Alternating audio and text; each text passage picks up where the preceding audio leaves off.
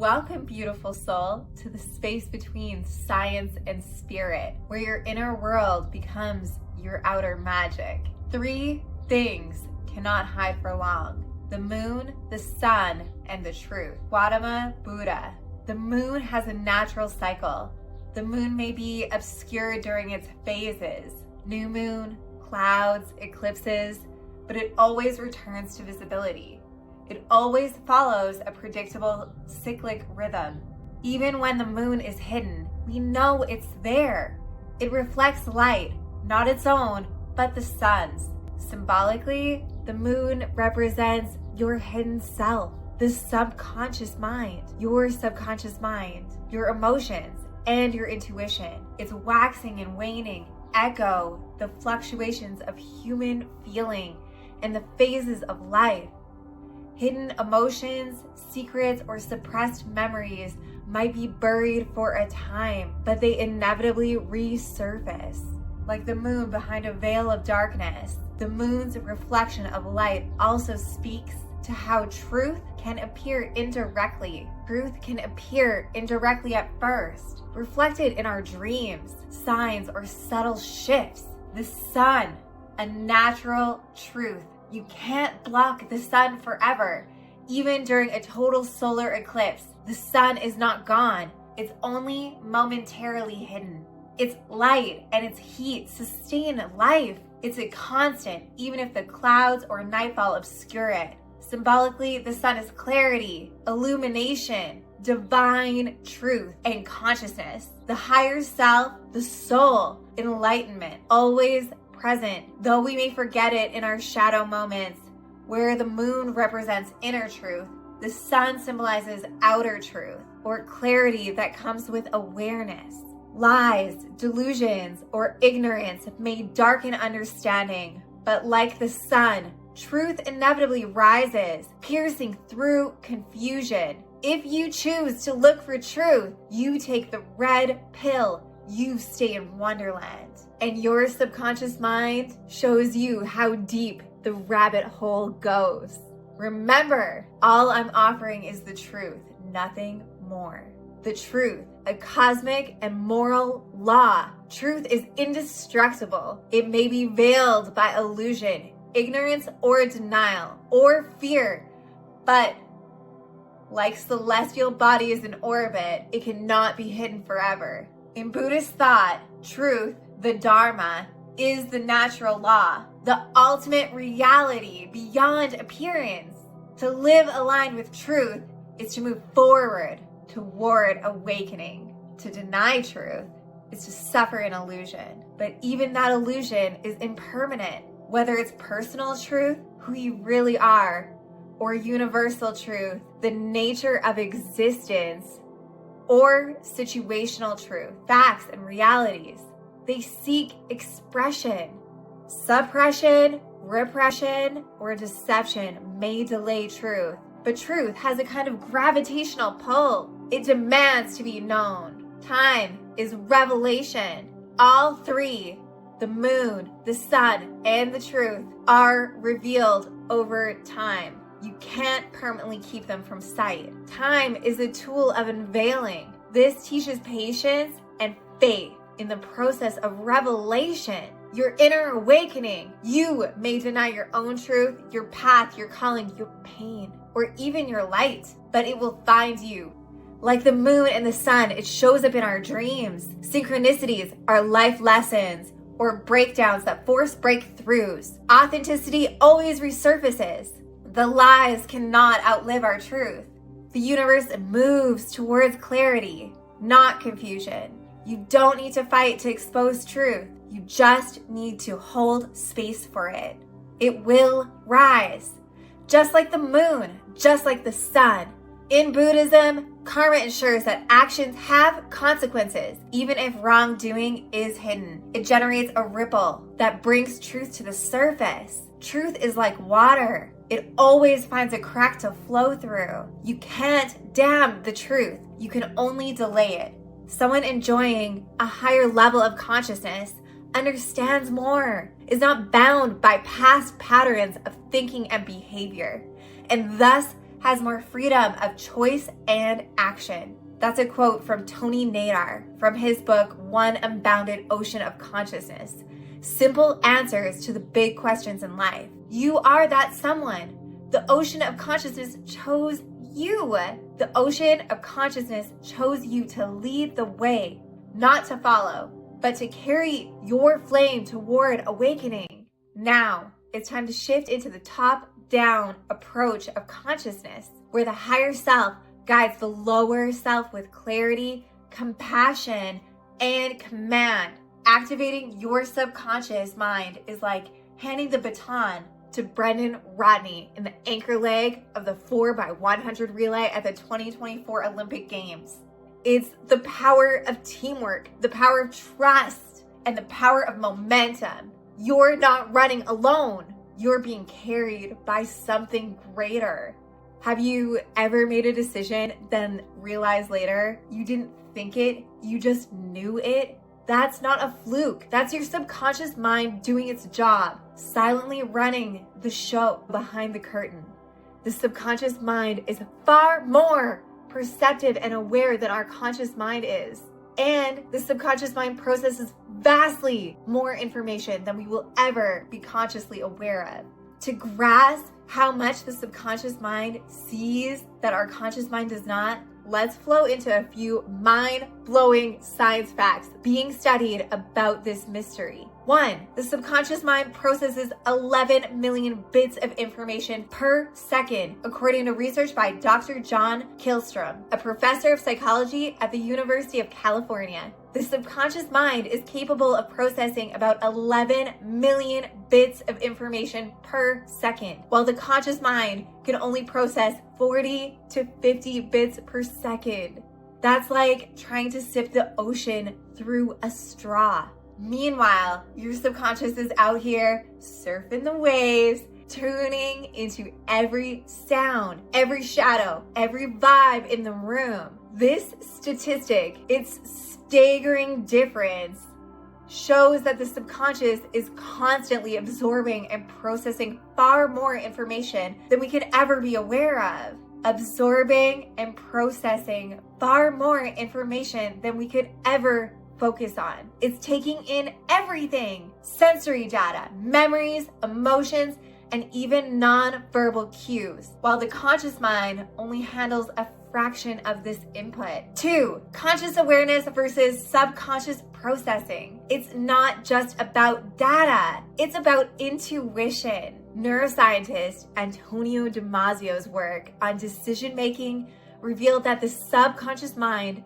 is processing sensory data and emotional cues that guide our decision long before the conscious mind is even aware of them. Long before you consciously decide, your subconscious has already read the emotional energy, processed the room, scanned your emotions and memories, then whispered the choice in your ear. You think you're choosing? Nah, you're remembering what your deeper self has just told you. 3. The cocktail party effect. This phenomena, studied by psychologists, refers to our ability to focus on a single conversation in a noisy room while filtering out all other background noise. Ever hear your name across that crowded room? You weren't listening for it. You weren't focused for it, but your subconscious was. That's the cocktail party effect. Proof your mind is always tuned in, filtering for relevance, scanning for resonance, pulling the thread that connects you to meaning.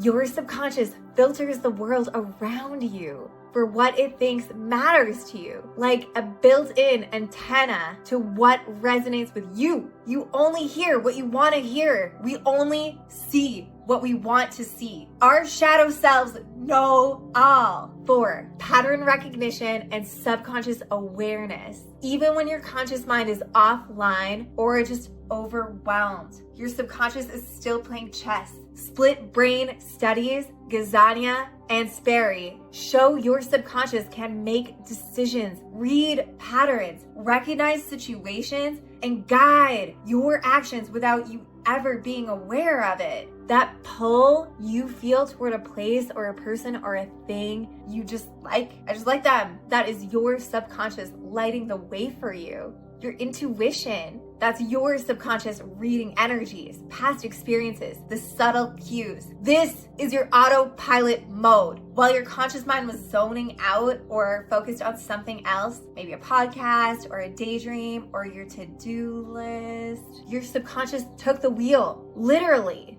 The top-down approach is Jesus take the wheel. 5, subconscious influence on memory and perception. In cognitive psychology, research has shown that the subconscious mind can store and access memories without conscious effort. Holding on to memories you thought you forgot. You ever smell something that get hit with a wave of nostalgia or feel uneasy in a place without even knowing why? That's your subconscious connecting dots you didn't even know were there. Memories, emotional residue, hidden wisdom. It's a vault of experience, a deep library of your life. 6, subliminal perception. We touched on this in part 4, who is in control. Wilson Brian Key writes in page 1 of his book, Subliminal Seduction in 1974. Subliminal perception is a subject that virtually no one wants to believe exists. And if it does exist, they much less want to believe that it has any practical application on their life.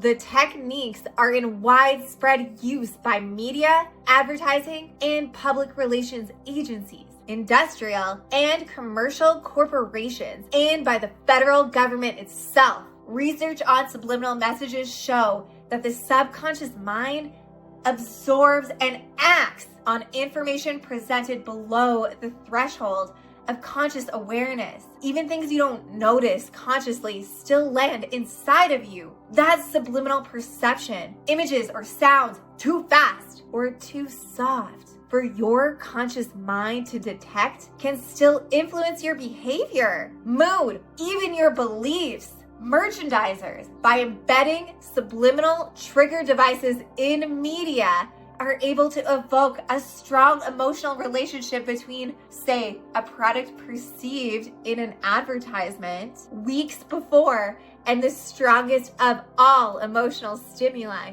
love, sex, and death. Wilson Brian Key's Subliminal Seduction. So the question becomes, what are you feeding your subconscious?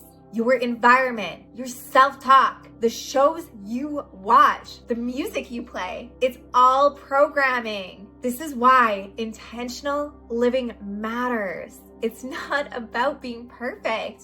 It's about being aware. 7, the priming effect. We also talked about this in part 4, who is in control. John Barg showed that people exposed to words like old, slow, and frail started walking slower without even realizing why. That's how powerful subtle cues are. Your subconscious absorbs them and turns them into action. So if you're always surrounded by negativity or stress or limiting beliefs, your subconscious starts walking that path.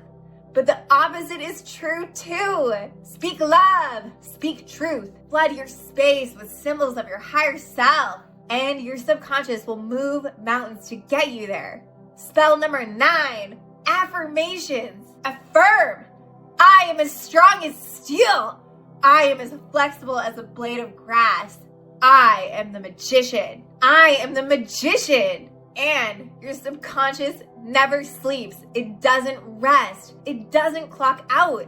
It's always on, especially when you are asleep. While your conscious mind fades into dreams, your subconscious mind steps fully into the driver's seat. Neville Goddard taught the revision spell, where you mentally reshape any moment that didn't align with who you truly are. I will dedicate a whole episode to this in the future. Goddard said, sleep is the door through which the conscious, waking mind passes to be creatively joined to the subconscious.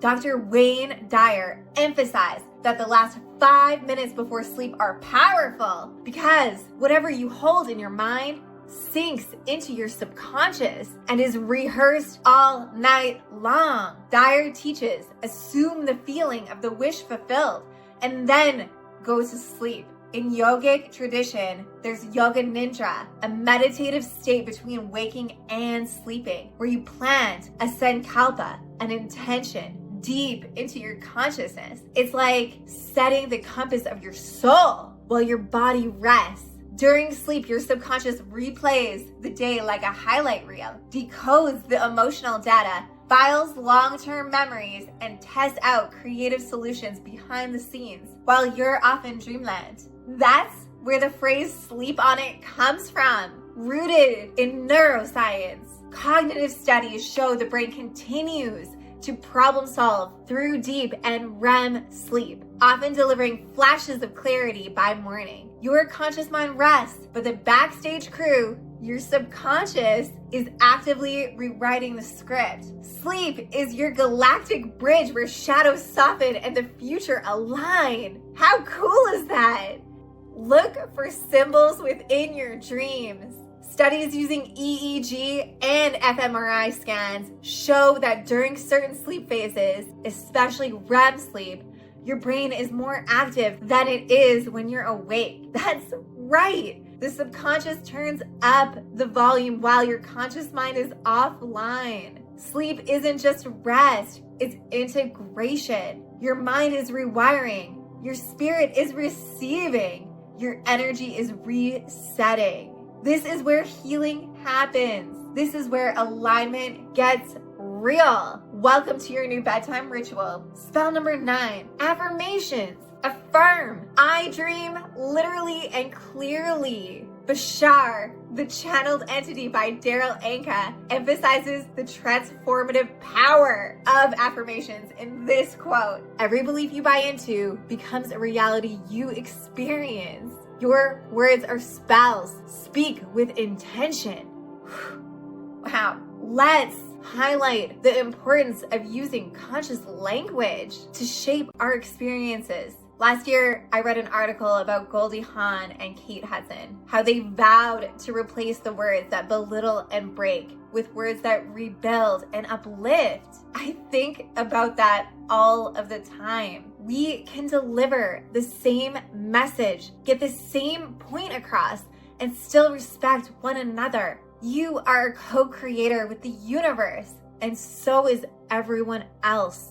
God sees through everyone's eyes and can and does take over with autopilot anytime. That stranger in plain clothes could be a Buddha in disguise. We're all playing this mind-bending game of life together, dreaming, creating, remembering. It makes sense to care for one another's experiences. A piece of God lives within your eyes, lives within my eyes. A piece of God lives within their eyes. Build bridges, not walls. Don't let your mind spiral like a wild animal, spinning speeches about who you should have put in their place, what you should have said. It's a dagger, not medicine. Tibetan Buddhism is called monkey mind or wild horse mind, jumping, grasping, planning, and reacting. Buddhism teaches us that anger is like holding onto a hot coal, waiting to throw it, but burning yourself first. It's also tied to Mara, the tempter of illusions,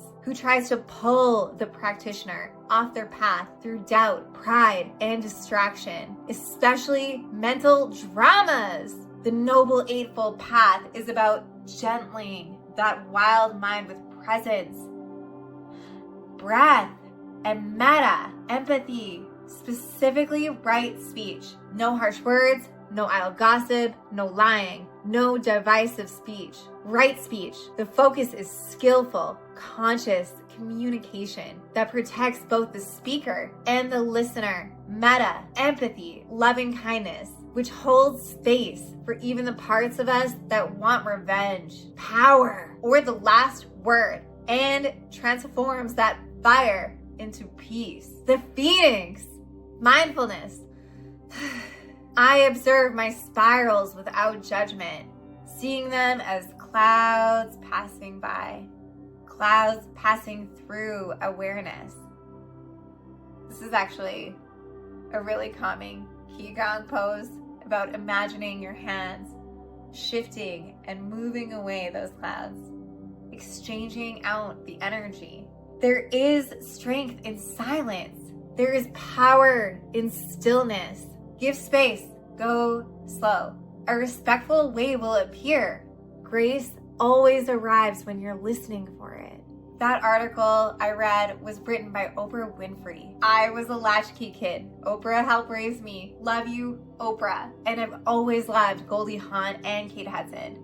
Overboard and Penny Lane. Mother, daughter. Absolute icons. Playful and powerful. Soft and sharp. Always glowing from the inside out. Both Goldie Hawn and Kate Hudson are vocal advocates for emotional intelligence, mindfulness, and conscious communication. Goldie, through her Mind Up Foundation, speaks out about the power of words, thoughts, and emotional self-reflection. I just learned about her Mind Up Foundation while writing this episode. Goldie created Mind Up after 9/11, concerned about the growing fear and anxiety in children. Our children are our future. All children matter. She wanted to give them tools to understand their emotions, manage stress, and become more hopeful, resilient human beings. My dream is that every child learns how their brain works, learns to breathe, learns to be mindful. That's how we start changing the world. Goldie Hawn. Millions of children in over 15 countries have participated in Mind Up, a science-backed social emotional learning program designed to help children and educators cultivate focus, emotional regulation, resilience, and compassion through mindfulness and positive psychology. It's rooted in neuroscience, psychology, and contemplative practices, aiming to help young minds thrive, not just academically, but emotionally and socially. Mind Up teaches that understanding our brain empowers us. Mindful awareness is foundational. Words shape reality. Compassion is a practice. Gratitude and optimism are powerful tools. How cool is that? Speak your vision. Affirm your worth. Call in peace. I sleep in peace and I wake in joy. Then let your subconscious work its magic behind the scenes. Work its magic in the silence. Honor your sleep. You're not just getting rest and revitalization. You're getting reprogrammed. This is where real transformation begins. Your subconscious is a mental system. We are living in a simulation. Your brain is a computer. Program it as your spiritual ally. It's absorbing, filtering, and responding, guiding our every movement. Wow! And your gut feelings?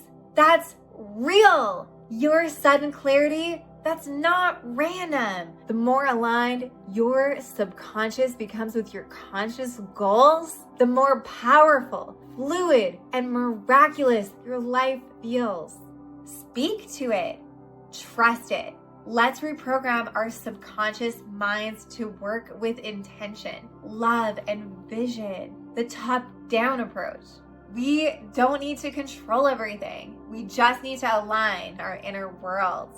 Like affirmations before sleep, and let our subconscious minds carry the rest. Self-awareness. It's the divine glitch in the human code. As V.S. Ramachandran said in his book, The Telltale Brain, a neuroscientist's quest for what makes us human, self-awareness is a trait that not only makes us human, but also paradoxically makes us want to become more than merely human. As I said in my BBC Wreath lectures, science tells us we are merely beasts, but we don't feel like that. We feel like angels trapped inside the bodies of beasts, forever craving transcendence. We are spirit wrapped in skin. We hold galaxies in our hearts. Doesn't that blow your mind?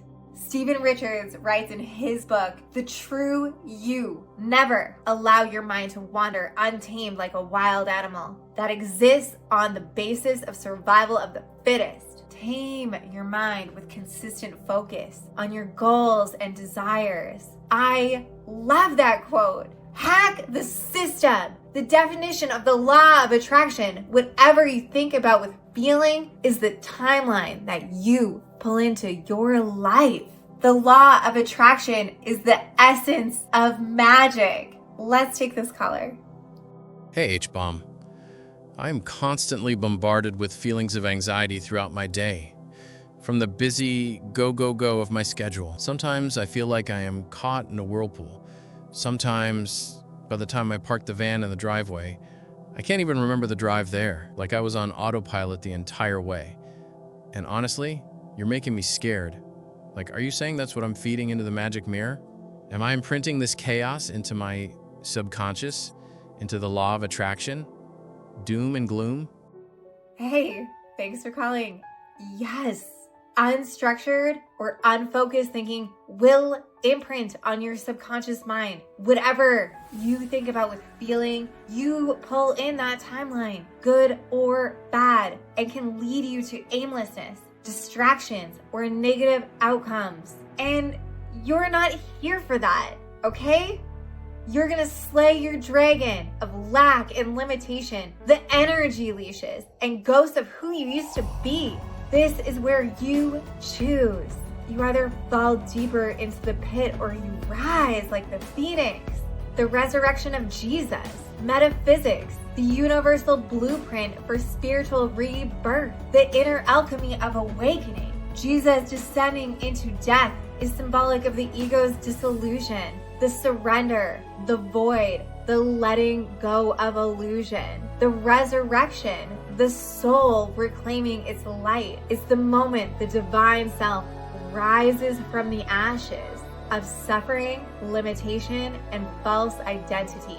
Jesus is the prototype of higher consciousness, the demonstration of what's possible when you remember who you really are. Jesus says, you will do even greater things than these. Why? Because the resurrection is not just his. It's your story. It's the soul's story. The death of fear, the rebirth of truth, the rising of the phoenix. The tomb becomes the womb. The ashes become the altar. The cross becomes the key. Remember, the universe is quantum weird, and we're all players in this strange, mind-bending game. And it's you who decides when to open the cat box. Do I stay in the shadow of who I was, or do I rise to who I truly am? Every possible version of reality already exists. You shift through them by changing your vibration. Breathe. Choose a new signal. Your every thought is a brush stroke on the canvas of your becoming. You are the painter. You are not the painting. You are the rightful knight and ruler of your destiny. Taming your mind doesn't mean silencing it. It means training it like a loyal steed. Focus it.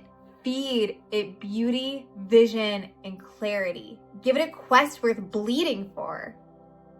Turn chaos into creation. Discipline into legendary. This is the first step of the Philosopher's Stone. I went into detail about this in the last episode, but it's so important. Let's run through the 4 steps as a refresher. 1, kill the ants. Automatic negative thoughts. Slay them with fire. Transform them with truth, with grace. Step 2, flood my mind with light. Feed it what makes me feel joy, beauty, power, and awe. Let your inner garden bloom, baby. Step 3, work the craft. Do your best. Sharpen your tools. Show up fully, always.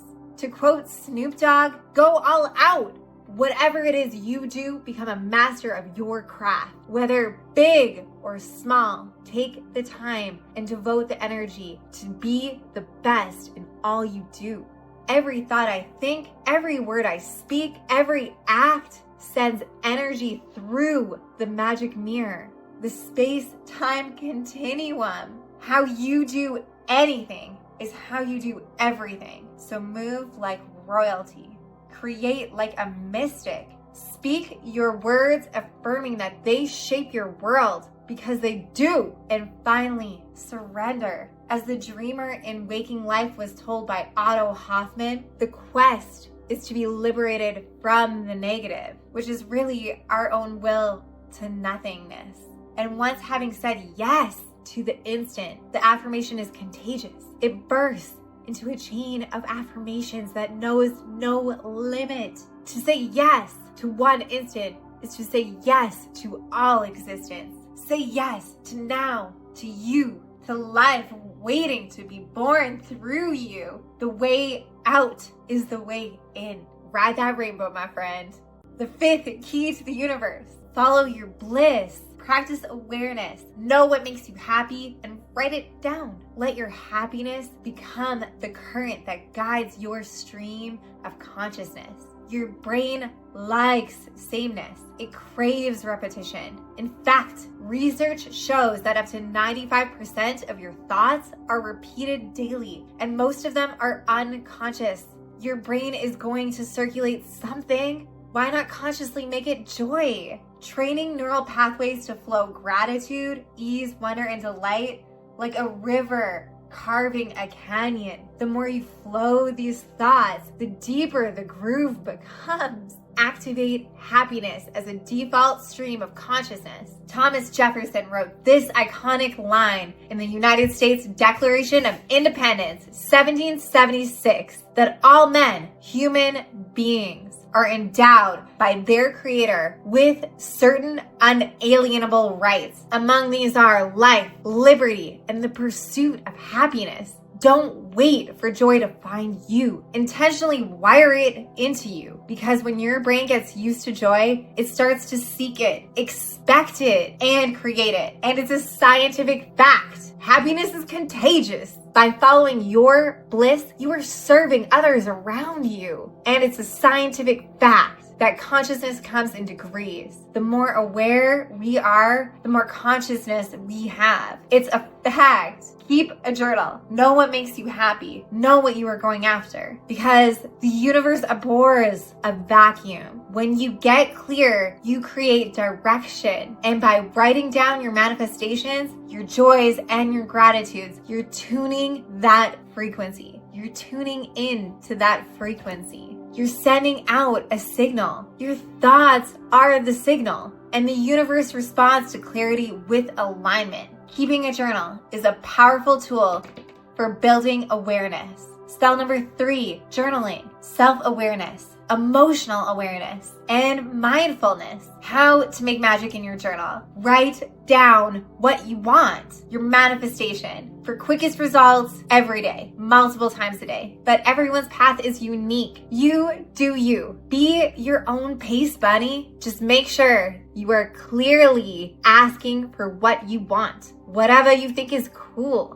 Whatever will make you happy and what you want to experience. Light up that brain pathway. If you can go there in the mind, you can go there in the body. It all starts in the brain with lighting up the desired pathway. It all starts in our brains, lighting up our desired thought pathways. Look in the mirror and affirm, I am a billionaire and this is my story. Remember the future.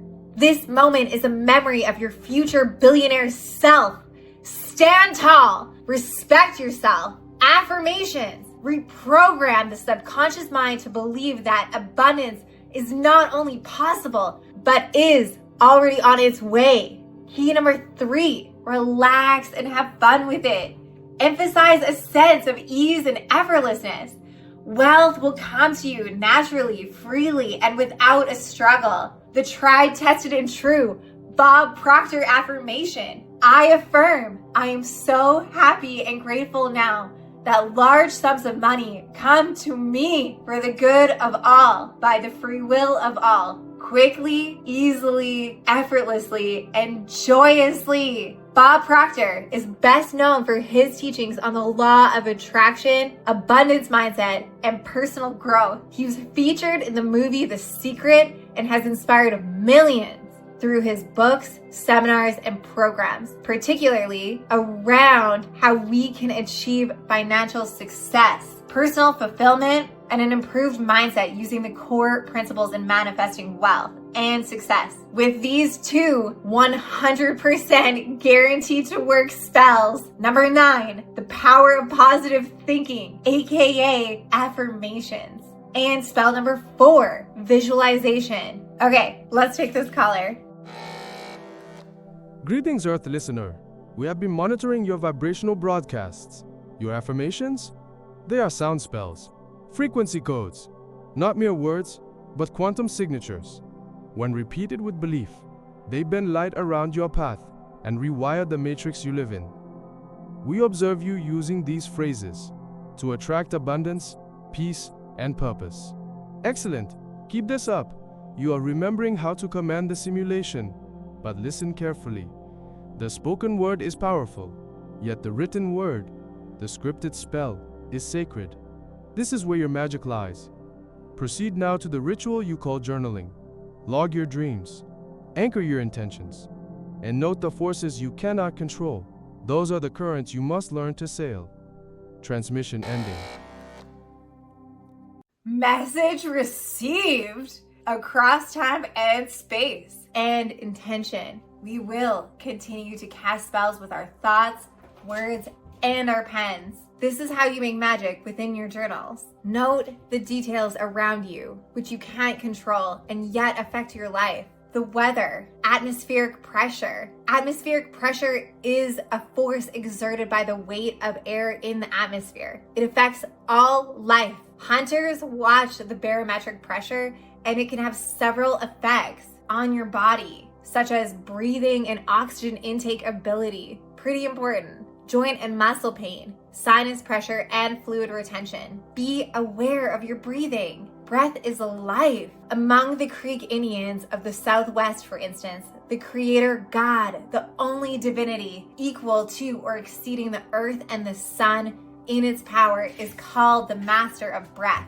That's an epic quote from David Abram's book, The Spell of the Sensuous, 1996. David Abram is an ecologist, philosopher, and sleight of hand magician who dives deep into how our senses, our language, and our culture shape the way we relate to the natural world. The central thesis in his book, The Spell of the Sensuous, is that modern humans have become disconnected from nature, largely because of the rise of our written language, which shifted our attention away from the living, breathing world and into abstract symbols and concepts. Abram challenges that disconnection by exploring indigenous worldviews and ancient oral traditions where nature is alive, conscious, and communicative, and our breath, senses, and language were once deeply intertwined with that world. Check out this quote from Larry Rosenberg's book, Breath by Breath. The fact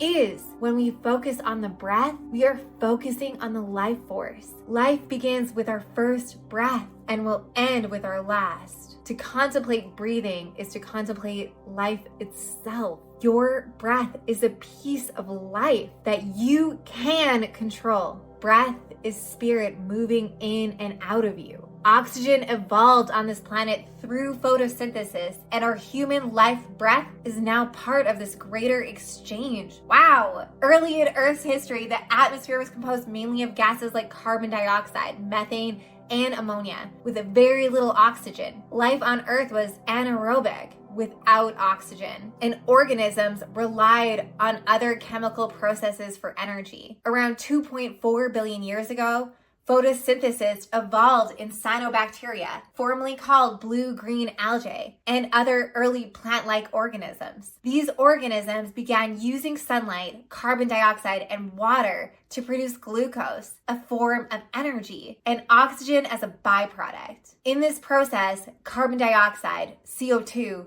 and water, H2O, are transformed into oxygen, O2, and glucose, powered by the sunlight. The oxygen produced by early photosynthetic organisms began to accumulate in the atmosphere, leading to the Great Oxygenation Event. This event dramatically changed the Earth's atmosphere, making it rich in oxygen and paving the way for evolution of aerobic, oxygen-breathing life forms like you and I to take part in this great exchange. When you focus on breathing, you become in tune with spirit. Breath equals life. Spirit equals breath. Controlling your breath gives you conscious control over your nervous system. Hashtag biofeedback. And sleep quality and duration does affect your mental and physical health. So be aware of it. Record it. Keep track of it in your journal. Good sleep supports cognitive function, immune function, emotional regulation, stress response. Chronic sleep deprivation is associated with a higher risk of developing mental health disorders, including depression, anxiety, and bipolar disorder. Sleep disturbances can also exacerbate existing mental health conditions. Our cardiovascular health, good sleep, supports heart health by helping regulate blood pressure, reducing inflammation, and maintaining healthy blood vessels. Sleep deprivation is associated with increased risks of hypertension, heart disease, and stroke. Weight management. Sleep affects hormones that regulate appetite, such as leptin and ghrelin. Poor sleep can lead to increased hunger and cravings. Our metabolic health. Sleep influences how the body processes glucose and regulates our insulin. Our muscle recovery and growth. During sleep, the body releases growth hormones and repairs tissues. Sufficient sleep is important for muscle recovery, repair, and overall muscle function. Quality sleep boosts overall energy levels for us and enhances our physical performance. Inadequate sleep can lead to fatigue, decreased physical endurance, and slower reaction times. The quality. Good sleep quality means you spend sufficient time in the restorative stages of sleep, such as deep sleep and REM sleep. Poor sleep quality, characterized by frequent awakenings or unrestful sleep, can lead to the same issues as insufficient sleep. Human adults need 7 to 9 hours of sleep per night. 7 hours of sleep at least.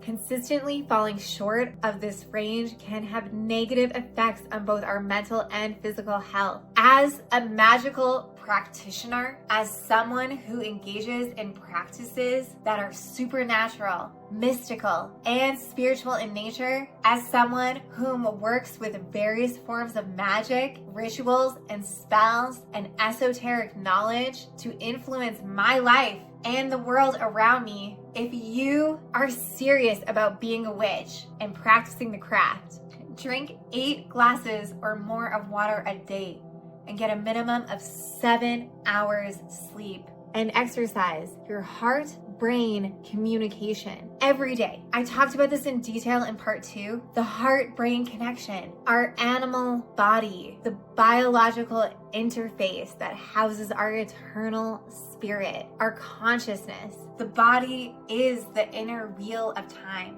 In the Kalachakra Tantra, a profound Vajrayana Buddhist teaching, reality is expressed through 3 interwoven wheels: the outer wheel of time, the external world, the cosmos and its elements, the inner wheel of time, our body, breath, and its internal processes, the other wheel, the initiations, insights, and paths we walk toward awakening. This ancient framework reminds us the microcosm and the macrocosm are not separate. The stars and our cells, they dance in rhythm. The micro and the macro run on the same source code. To quote Einstein, reality is an illusion, a persistent one.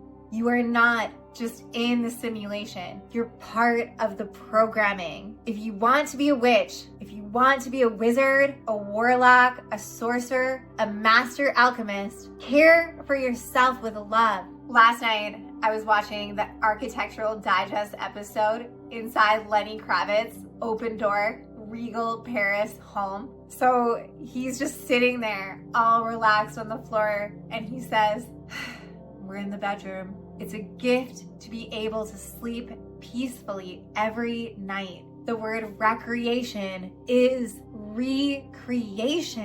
When you're an artist, to be able to continually be inspired, you have to continually recreate so that you can be vibrating at the frequency afraid to be able to pick up the things trying to be transmitted. I'm just an antenna, you know? I don't do this. It comes to me. This room provides that space for me to be able to choose the doors and recreate myself on a nightly basis.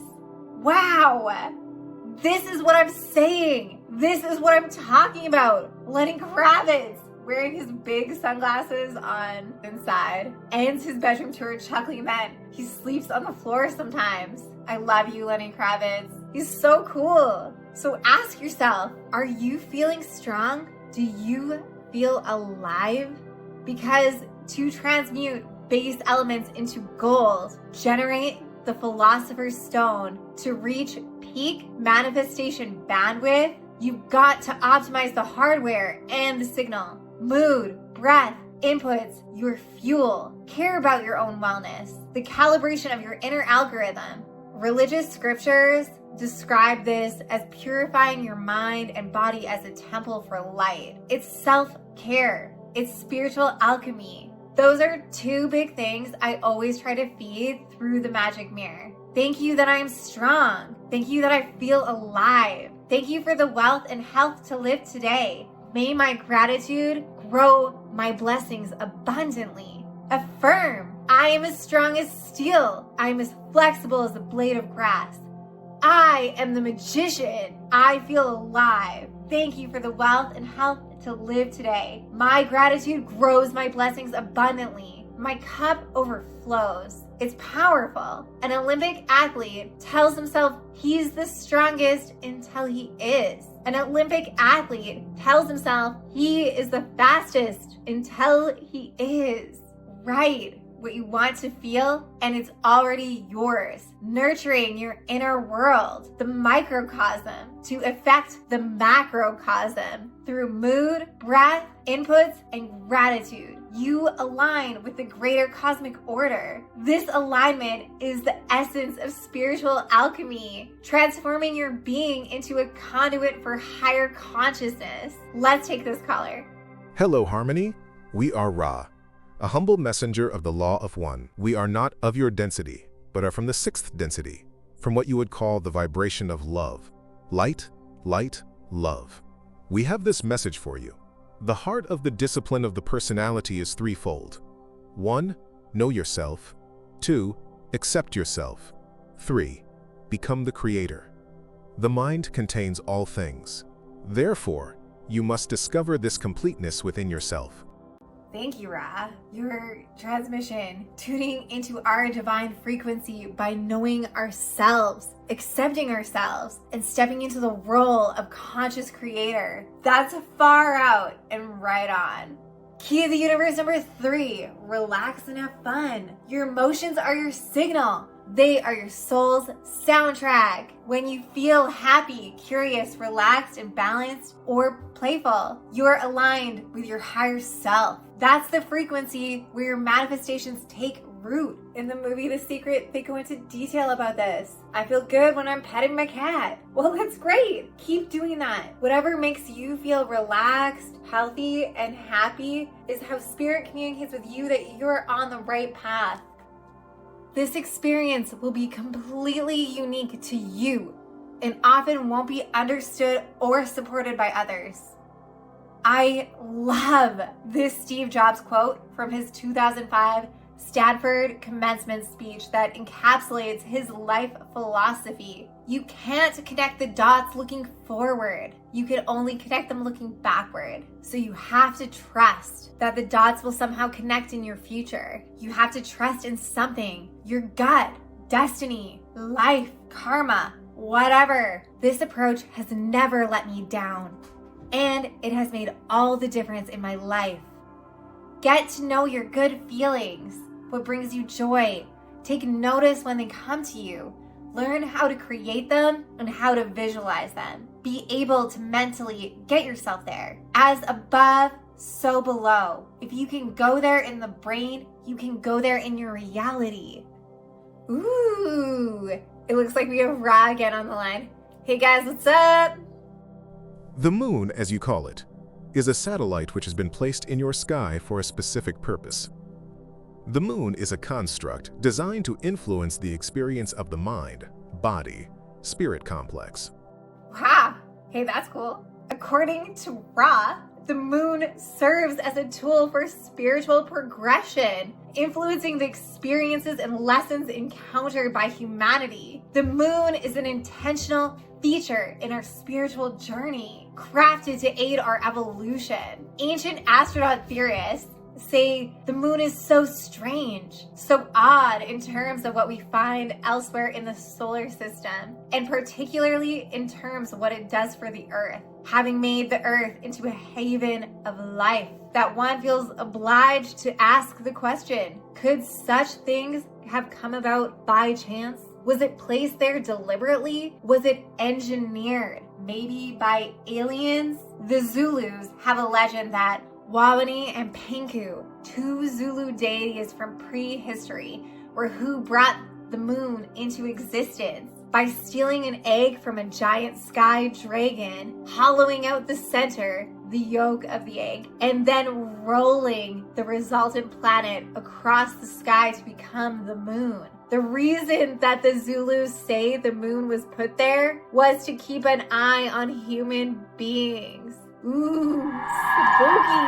Bone carvings found in Africa and England show evidence that humanoids have been using the lunar cycle to tell time for 34,000 plus years. Paying attention to the moon has been a significant part of our human evolution. 3000 BC, the Sumerians and Babylonians who lived in what is now Iraq developed one of the earliest known lunar calendars. They divided the year into months based on the moon's phases, with each month beginning at the new moon. The moon, with its cyclical nature, the moon serves as a powerful ally in manifestation practices. Aligning affirmations with lunar phases can enhance their potency. New moon, set your intentions and affirm new beginnings. Waxing moon, focus growth and expansion through affirmations. Your affirmations are codes that unlock the potential within your DNA. Speak them with conviction to activate your highest self. That's Pleiadian insight into the multidimensional impact of affirmations. Full moon, affirm gratitude and culmination of desires. Waning moon, use affirmations to release and let go of what no longer serves. By synchronizing affirmations with moon phases, we tap into the natural rhythm that supports our intentions. To quote Jose Arguelles, aka Valam Votan, the 13 moon 28 day cycle is the key that opens the harmonic frequency knowledge of the solar ring, which precipitates heightened awareness previously unknown. When I was writing this, I had to stop and ask ChatGPT if Valam Votan is an alien. I honestly didn't know, and ChatGPT kindly then informed me that Valam Votan is a galactic messenger, a timekeeper, and a prophet of the law of time. He believed, and many others agree, that he was a walk-in soul, meaning at a certain point in his life, his human consciousness merged or was replaced by a higher dimensional being sent to assist in Earth's evolution. He didn't call himself an alien per se, but he very much identified as a galactic emissary in contact with higher dimensional intelligence from the Arcturian and Sirian star systems. Valam Votan had a soul connection to Pascal Votan, the ancient Mayan king who left time-coded messages in his tomb. Messages Valam Votan felt he was destined to decode for humanity. And ChatGPT pulled up this sweet Valam Votan quote too. I am a galactic agent on a special assignment to activate the noosphere and initiate the return to natural time. How cool of a story is that? What an interesting dude. A luminous code to carry. Valam devoting his whole human life to unfolding of time itself. That's a pretty damn good story. The soul chooses stories that stretch time and stir remembrance. Okay, so the moon's gravitational pull does affect the tides by influencing the water. And since the human body, your animal body that houses your eternal spirit, is largely made up of water, our brains being 80% of water, it too responds to the force of the full moon. Full moons often pull our hidden emotions and energies to the surface. If you're feeling overwhelmed, you may experience heightened emotions during the full moon phases. Go loony. However, if you're consciously nurturing a heart of gratitude, the full moon will routinely bring you a sense of celebration and joy. I encourage you to tap into 34,000 plus years of human consciousness and evolution by taking an active interest in tracking the moon's phases and cultivating an awareness of your surroundings. Observe and record how your body breathes throughout the seasons. Next section on how to make magic in your journal. I am. Affirm who you are and what you want to embody. Affirmations are spells. This Cree cosmology diagram, you may remember it from part 5, we can visually see that I am is the center. When you say I am, you are calling in spirit. So make your I am affirmation powerful phrases. Abraham Hicks, the collective consciousness that is channeled by Esther Hicks. The teachings of Abraham focus on the law of attraction, vibration, and the power of our thoughts in shaping reality, and vibrational alignment achieved through affirmations. The moment you say I am, you summon the energy of creation. Choose your words to align with your desires. This underscores the role of affirmations in attracting desired experiences. You are calling in spirit to guide you, the infinite intelligence, and beware what you say after I am. It's a spell, and if you don't know, now you know, and call in everything to serve you. North, east, south, west, above, below, everything. Call in the planets to get behind you. For example, affirm, Venus blesses me with abundance. I am open to receiving financial prosperity through love, beauty, and harmonious connections. Then find a fact on the planet Venus, like how she is ruled by Aphrodite, sensual, magnetic, goddess connected to the heart. Take the time to get to know her so she will feel obliged to intervene in your affairs, aka the law of taking action, finding a fact. We evolved our intelligence by studying the stars to predict the future. We are storytelling, future predicting machines. I have notes about it in the Magic Rainbow. This is a page out of it. Learning from where we came from. Star stuff, the cosmic dust that forms every living organism. Being present in the now, predicting the future through the lens of our simulation, consciously creating. Neuroscience from as early as 1999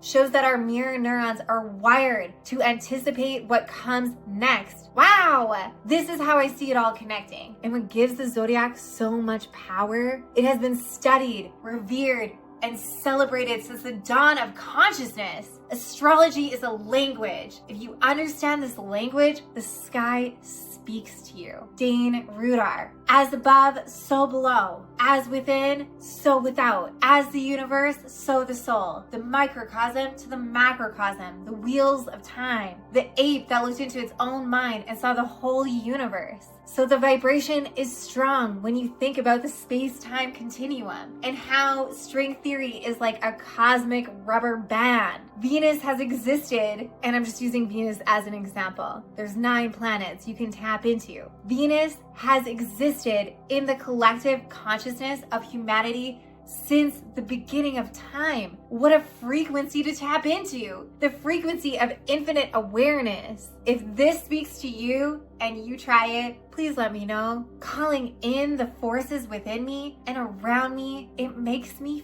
feel better. And I hope it has the same effect for you. Affirm. I call upon the divine light of Venus, goddess of beauty, love, and harmony. Flow through me now with warm light, radiant youth, vibrant health, overflowing wealth, and soul deep joy. I am aligned with the frequency of pleasure, prosperity, and peace. As I honor your presence, Venus, my life blossoms in elegance, ease, and enchantment. Hashtag Cosmos Magic. It's a part of alchemy, and the planets play a huge role in Hinduism, especially in Vedic astrology, also known as Jyotish, the science of light. In Hinduism, the 9 celestial bodies that influence human life, they're divine forces with specific personalities, energies, and karmic roles. For example, Surya, the sun, soul, ego, vitality, divine father energy, and Chandra, moon, emotions, mind, intuition, divine mother energy, the vibration Om.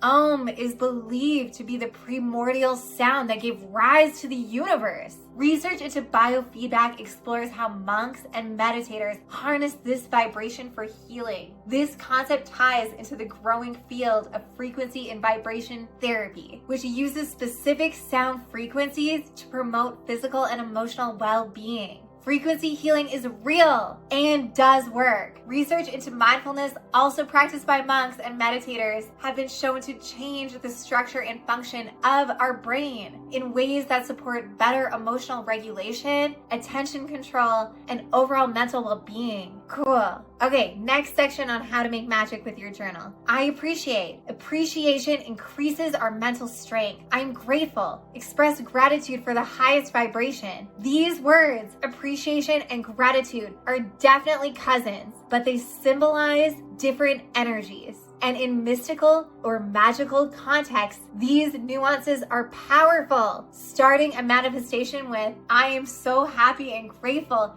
immediately puts you in a state of appreciation for what you already have. Gratitude is a powerful emotion that attracts more positive experiences. For a mystic or a witch, gratitude is a direction. It's backwards, the past, the direction opposite the future, toward what has already happened, what has been healed, or what has been given. It carries a reflective, honoring vibration. In rituals, it's often used to seal our work. It's done. Honor our spirits or show respect to deities and our ancestors. Zig Ziglar, a renowned motivational speaker and author, he famously said, gratitude is the healthiest of all human emotions. The more you express gratitude for what you have, the more likely you will have even more to express gratitude about. When you feel grateful, you become great, and eventually great things happen to you. Plato. Affirm. I am so happy and grateful now that my manifestation comes to me quickly, easily, effortlessly, and joyfully. Thank you that it's already done. Backwards energy. Okay, appreciation is the act of recognizing and valuing the inherent worth of something, whether or not it benefited you directly. Appreciation can be more present moment. It's forward facing energy. It's the direction to come. It's the frequency recognizing beauty, power, or sacredness in something simply because it is. That makes it a potent tool in manifestation because you're aligning with the energy of already having in the future, already being in awe, already witnessing the abundance. Mastering gratitude and appreciation makes you a master of time, past, present, and future. It's the 6th key to the universe. Okay, how to make magic with your journal through I wish the best for becomes a mantra of metta, or loving kindness, empathy. In Buddhist philosophy, one of the great poisons that keeps us trapped in samsara, the cycle of suffering, is envy or jealousy. It's born from comparison, from measuring our worth against others. This mindset ties us tighter to the wheel of craving, aversion, and illusion. You're stepping out of the illusion that someone else's light dims your own. Instead, you're cultivating mudita, a sympathetic joy, which is the genuine happiness for the success of others. This joy is one of the 4 immeasurables, the Brahma Viharas, and it's essential in dissolving the ego's grip. So in that one phrase, I wish the best for them, you're not just being kind, you're slicing through the illusion. You're opting out of the game. You are walking the path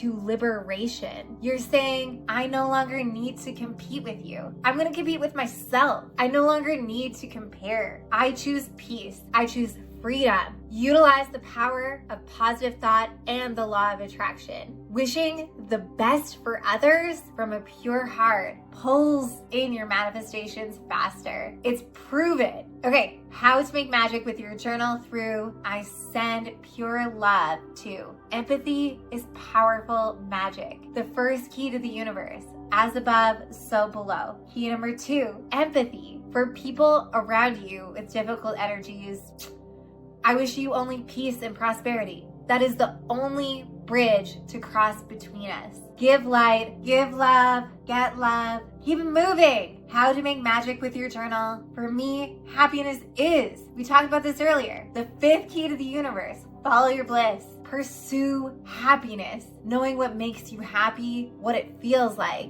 Thinking about it will create more happiness for you. As above, so below. Scientific Harvard studies show that happiness is a choice. 90% of happiness is your choice on how you process the world. It's scientifically proven that choosing happiness triples human creativity, provides 31% higher energy levels, improves our memory, and ripples to other people around us, and will connect you with others. It's scientifically proven that choosing to be happy makes it easier for humans to be healthier. It's easier to exercise, choose healthy meals, and choose healthier lifestyle plans. These are all win or winner brain pathways. It's easier to connect with people that are feeling good when you yourself are feeling good, which leads to more success opportunities being presented to you. Scientifically, the happiness advantage makes you 40% more likely to live to age 94. Whoa, what a stat! Relax into the flow of life and have fun. Add joyously to the end of all of your manifestations. What does joy mean to you? Tell your subconscious before sleep. Affirm, I row, row, row my boat gently and merrily, merrily, merrily down the stream. Life is but a dream. How to make magic through your journal through I visualize my manifestation as reality. Bell number 4, visualization. Describe your desire materialized in your life. Be as detailed as possible. For both the magic mirror and the magnum opus spells to work, you have to be ingesting wisdom, the soothing waters. It's step 2 of the Philosopher's Stone. On each page, there are facts about magic, spells, mythology, and symbolism. Just by using the magic journals, that box checks off. You want to burn your thoughts of lack and limitation. That's step 1. Then step 2, fill their space with interesting knowledge and awareness. Learning the symbolism is big magic. Get motivated by inspirational greats who have walked the path of success before you. It is achievable. Believe in yourself. I'm rooting for you. I'm rooting for you with the triple rainbow. If you want to be a witch, if you want to have a deep, developing magical connection with the universe in your everyday life, if you want what you want to manifest faster, if you want your spells to work faster, you have to compute these 2 things as absolute truth. Number 1, you are a spiritual being, essence, soul, light, having a human experience. And number 2, that your light is being powered by a source. Your human experience is being powered by a source. Your light is magic, powered by incomprehensible magic. And from there, expand your awareness to see that all life is being powered by this same source magic. Breathe that in. I discuss this in detail in parts 2 and 3 of the Introduction to Magic. And I know you are very smart. That is why I'm trying to lay out all this information for you clearly in the introduction. The famous quote by French paleontologist and philosopher Pierre Teilhard de Chardin, 1881 to 1955. We are not human beings having a spiritual experience. We are spiritual beings having a human experience. I do want to impress upon you that to really enable the magic to work for you in your life, number one, have the awareness that you are a spiritual being, eternal and unbreakable. You are a piece of living magic, having a human experience within a mortal vessel. And number two, you have to believe magic exists. To tap into source, you have to believe it is there. We only hear what we want to hear. We only see what we want to see. That's been proven by science. If you want to use magic, you have to believe it exists for it to show itself to you. These two truths will exponentially impact the strength of your spells, especially when you advance into more complex magic, like pain reduction magic and the Universal Flow's self-healing spell. Throughout this channel, I might use different words to describe it. The fates, angels, fairies, God, goddesses, the elements, the universe, the cosmos, the creator, or simply the unseen forces. But know this, I'm always pointing to the same source of love and light. And if one of those words doesn't resonate with you, switch it out. Use whatever name or energy makes your soul feel that connected warmth, that golden thread, that truth, because language is limited, but your inner knowing is not. We're all talking about the same sacred power that moves through everything. It is hard to explain it because everyone's own understanding is profound and unique. Your human experience is profound and unique to you. How your brain works and how you think is profound and unique. You are profound and unique. Genesis chapter 1, verse 27. So God created man in his own image. In the image of God, he created him, male and female. He created them. You are a celestial being created equal to all mankind in the image of God. You yourself, as much as anybody in the entire universe, deserve your love and affection. The Buddha. Hashtag self-care. Talking about religion, it opens creative pathways.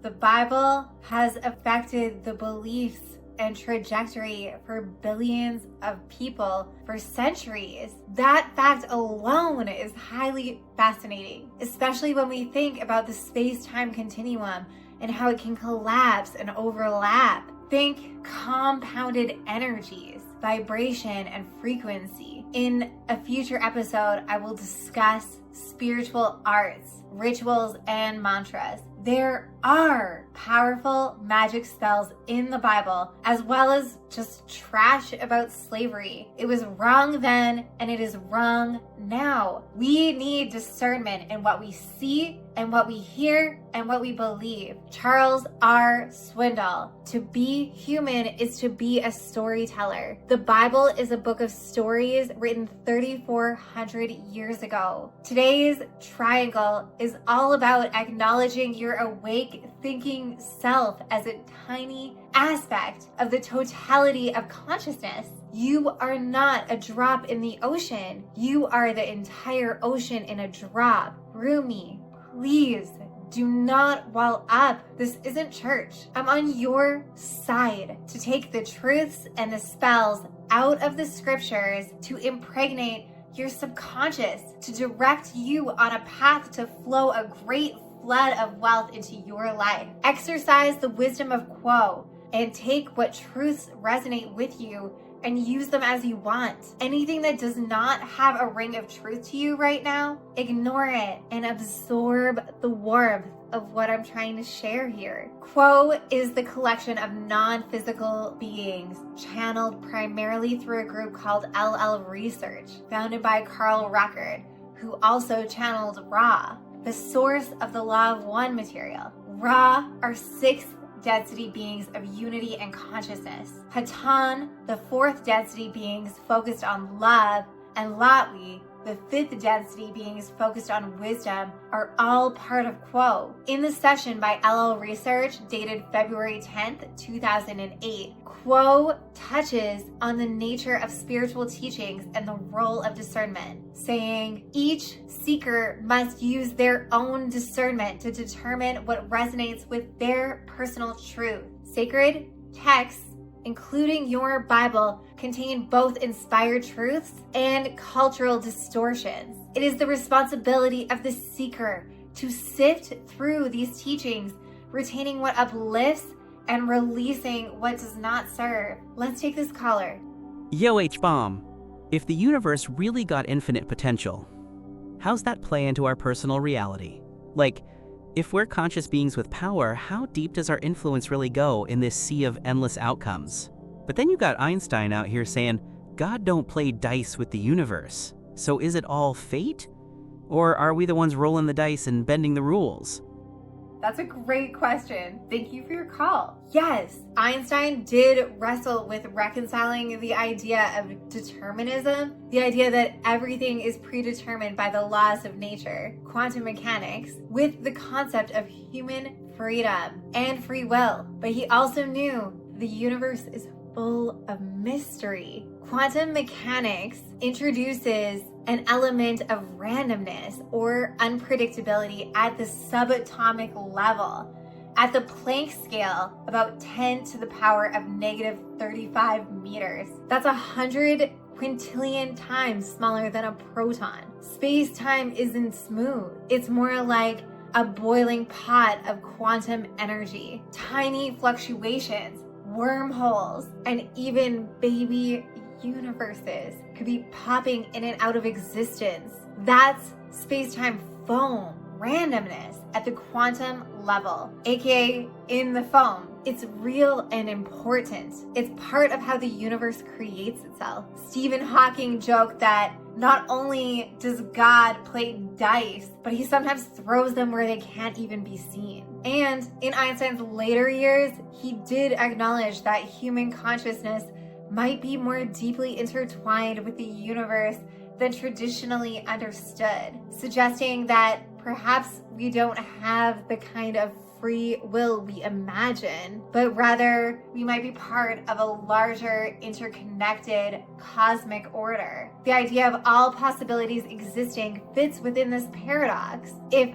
everything is a part of a vast interconnected system or cosmic order, as both quantum physics and metaphysical thought teach us, then free will might not be about choosing from an infinite number of possibilities in a random way, but rather about aligning oneself with the right possibilities through consciousness, intention, and perception, our energy. Reality is much more fluid and interconnected than we often realize. And by shifting our consciousness, how we perceive things, we have the power to bring new possibilities into existence. Real power doesn't come from trying to control everything, but in learning to tune in, to line ourselves up with the version of life we truly want. And in the end, the universe isn't random or rigid. It responds to consciousness, our consciousness. It responds to us. The key to this mystery lies in the imagination and the assumption of the wish fulfilled. Focusing consciously on the life we wish to create, which aligns with the cosmos' infinite potential. And remember, the universe is quantum weird, and it's you who decides when to open the cat box. Okay, let's wrap this up. Manifestation through gratitude and visualization. Visualize with feeling. Immerse yourself in love, gratitude, and compassion. These are the most powerful vibrations, and gratitude is good for you.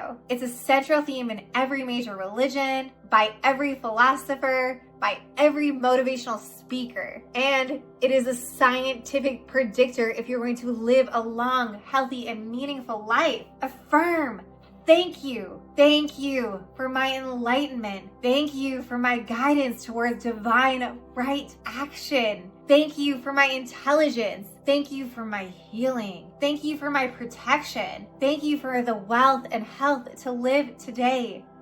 Thank you for my growing ability to serve others easily, joyfully, and effortlessly. Gratitude amplifies my blessings abundantly. Feed this into your magic mirror, aka the double your luck spell, a concept I detailed in part 6. And think about this truth: the more people you serve, the wealthier you become. Commerce 101, guys. Identifying and fulfilling needs. Empathy is a key to discovering these needs. And our new key to the universe: master time with gratitude and appreciation. The space-time continuum. Rule your past, present, and future with gratitude and appreciation and visualization. Your brain activates and strengthens neural pathways when you perform, observe, or vividly imagine an action. How you perceive the present shapes your future memories. Affirm in the mirror: I am a billionaire, and this is my story. Be mindful of your inputs and outputs. You're crafting the memory bubbles your future self will cherish.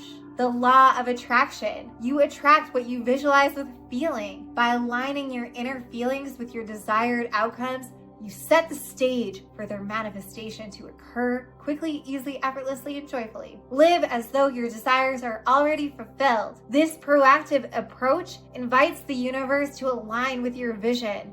Give it time. Go slow. It glitches the system. If you go there in the mind, you will go there in the body. Write your manifestation into your future. Solidify your intentions. The universe will orchestrate the quantum shifts necessary for your manifestations to materialize. The bridge of incidence. Recognize that your desires are signals from a deeper layer of existence. By embodying these feelings of your desires already fulfilled, you begin to shape your reality. The last block left to talk about, how to make magic in your journal, is your agenda space. Utilize the space in your journal as a tool for you to stay connected with your manifestation throughout your day. The more you come across the idea of your manifestation and affirm, bless up, that's on its way to me, the better. 3, 6, 9. Another fun exercise can be writing down there the fantasy ongoings of your higher self's agenda. For example, as a master alchemist, I have dominion over my time, health, and financial wealth today. My gratitude flows their blessings to me with ease and grace. I honor myself today and those I love by blah, blah, blah, blah, blah. Going for a walk, blah, blah. Picking up fresh food, sharing a smile, blah, blah, blah, blah. Whatever. Draw or doodle in this space. Honestly, do whatever you want. This is your journal.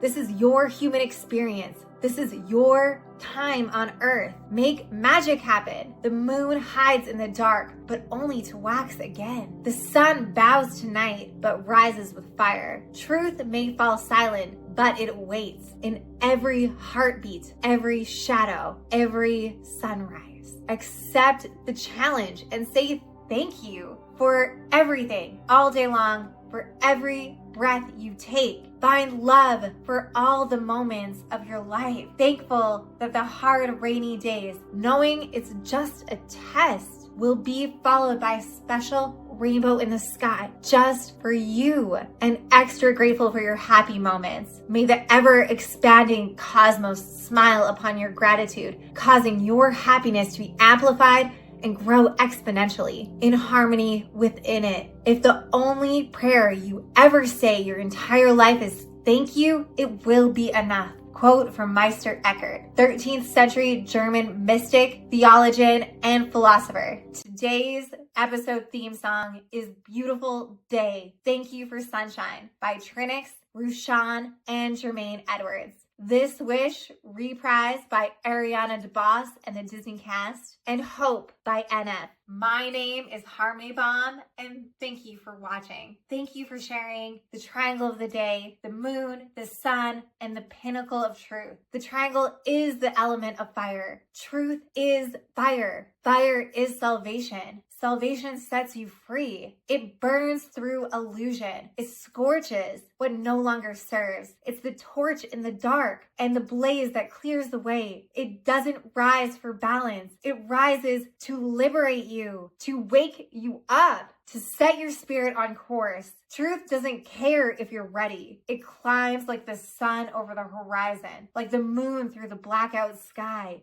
It shows up. It burns. It reveals. When truth shows up, you don't stay the same. You rise too. The phoenix from the ashes. Truth doesn't need your permission. It breaks through the illusions and levels the playing field. It is the apex because truth is unavoidable. Like the sun and the moon, unstoppable. Your eternal spirit, salvation. Just as the moon sheds its shadow, you are meant to be born again. Transformation, leveling up, a continual cycle of breaking things down and rebuilding them. You gotta break things down over and over and rebuild them, turning something basic into something legendary. This is the top-down approach, letting your subconscious work with precision in real time. Your environment becomes part of you. Your mind becomes an instrument of clarity. The elite, military, lifeguards, first responders train to trust their gut and scan their world with full awareness. They don't wait. They sense. They move. They know. The military trains elite forces to sharpen their intuition until it's a weapon. Because when seconds matter, your inner signals are everything. Lifeguards are trained on the 10-20 technique. Lifeguards train to scan every corner of their zone every 10 seconds to be able to respond within 20 seconds. First responders, the 360-degree awareness mantra, the Penman acronym, P. It stands for Personal Partner Peeper Safety. I look up, down, all around me for environmental hazards, number of patients, mechanisms of injury, nature of illness. I look up, down, and all around me. In high performance environments, awareness is trained to the highest level. Your subconscious is your superpower. It scans, it responds, it can speak to you. You can absolutely train yourself to do this. The top-down approach. Trust your instincts. Walk your subconscious into conscious reality. Teach yourself to scan for magic. Teach yourself to respond with purpose. Let instinct become strategy. Activating your subconscious mind is like having Michael Phelps swim the anchor leg in the 2016 Olympics 4x200 meter freestyle relay, where he secured his team to victory, earning his 21st gold medal. His overall Olympic medal count stands at 28. Wow. Have that level of confidence in your subconscious mind. It's the power of teamwork, the power of trust, and the power of momentum. You're not running alone. You're being carried by something greater. And this part of you sees more, feels more, and processes more than your conscious mind could ever catch up with. Subscribe to talk about the triangle of distance, time, and speed in the Magic Journal 111's next episode. Are we living in a simulation? Keep dreaming. Keep believing in yourself. It's all about moving forward and keeping the momentum going. I want to close our talk today honoring Emma Watson, an advocate for women's rights who served as a UN Women Goodwill Ambassador, promoting the He for She campaign, which encourages men and boys to advocate for gender equality alongside women and girls. Emma Watson has frequently spoken about the importance of vulnerability, authenticity, and standing up for one's beliefs. This quote reflects her belief in the transformative power of being true to oneself and pursuing one's passion, even in the face of uncertainty or fear. It encourages embracing vulnerability as a source of strength, an essential part of achieving personal growth and success. Hashtag He for She. If you truly put your heart into what you believe in, even if it makes you vulnerable, amazing things can and will happen.